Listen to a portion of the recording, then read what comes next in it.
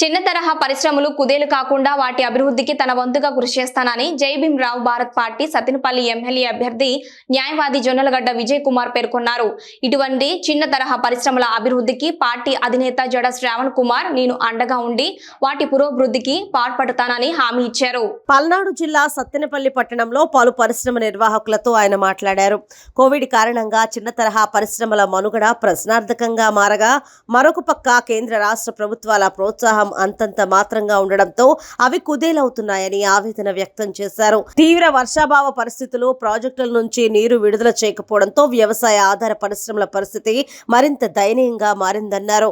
దీంతో వాటిపైన ఆధారపడిన వారి జీవనోపాధి అస్తవ్యస్తంగా మారిందని చెప్పారు. ప్రభుత్వాలు పరిశ్రమలకు సబ్సిడీలు వివిధ రూపాల్లో ఆదుకుని వాటి పురోభివృద్ధికి పాటుపడాలని ఆయన డిమాండ్ చేశారు. నా పేరు జొన్నలగడ్డ విజయ్ కుమార్, జై భీమ్ రావు భారత్ పార్టీ పల్నాడు జిల్లా సత్తెనపల్లి ఎమ్మెల్యే అభ్యర్థిగా పోటీ చేస్తా ఉన్నాను. ఈరోజు సత్తెనపల్లి పట్టణంలో వివిధ షాపుల వద్ద ఎన్నికల ప్రచారం నిర్వహించడం జరిగింది. అంటే వ్యవసాయ సంబంధించిన పరికరాలు కానీ, గొడవలు కానీ, లేకపోతే చిలకపార కానీ, సరిగ్గా వర్షాలు లేకపోవటం, అలాగే ప్రాజెక్టులో నీరు లేకపోవటం వల్ల రోజు రోజుకి వర్షాయ ఉత్పత్తులు తగ్గిపోతూ ఉన్నాయి, వ్యవసాయ పనులు తగ్గిపోతూ ఉన్నాయి. దానివల్ల వారికి కూడా వ్యవసాయ అనుబంధ వృత్తులైనటువంటి కూలింగ్ పని కూడా వాళ్ళకు కూడా ఆదాయం తగ్గిపోయింది. దానివల్ల ఒక జీవనోపాధి తగ్గిపోయింది. ప్రభుత్వాలు అలాంటి వారిని ఆదుకోవాల్సిన అవసరం ఎంతైనా ఉంది.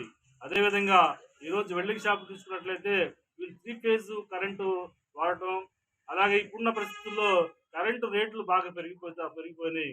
వీరికి సబ్సిడీ రూపంలో కనుక వీళ్ళకి ఏమన్నా కరెంటు ఛార్జీలు ఇచ్చినట్లయితే వీళ్ళ యొక్క ఇంకా చిన్న తరహా పరిశ్రమలు పెరిగితే దానివల్ల ఉపాధి పెరుగుతుంది, జీవనోపాధి పెరుగుతుంది, రాష్ట్రం యొక్క వృద్ధి పెరుగుతుంది. దానివల్ల రాష్ట్రం అనేది డెవలప్ అవుతుంది. అందుకని మేము ఒకటే డిమాండ్ చేస్తున్నాం, జై భీమ్ రావు పార్టీ ఒకటే డిమాండ్ చేస్తా ఉన్నాం. చిన్న తరహా పరిశ్రమల వారికి నేను తప్పకుండా అండగా ఉంటాను.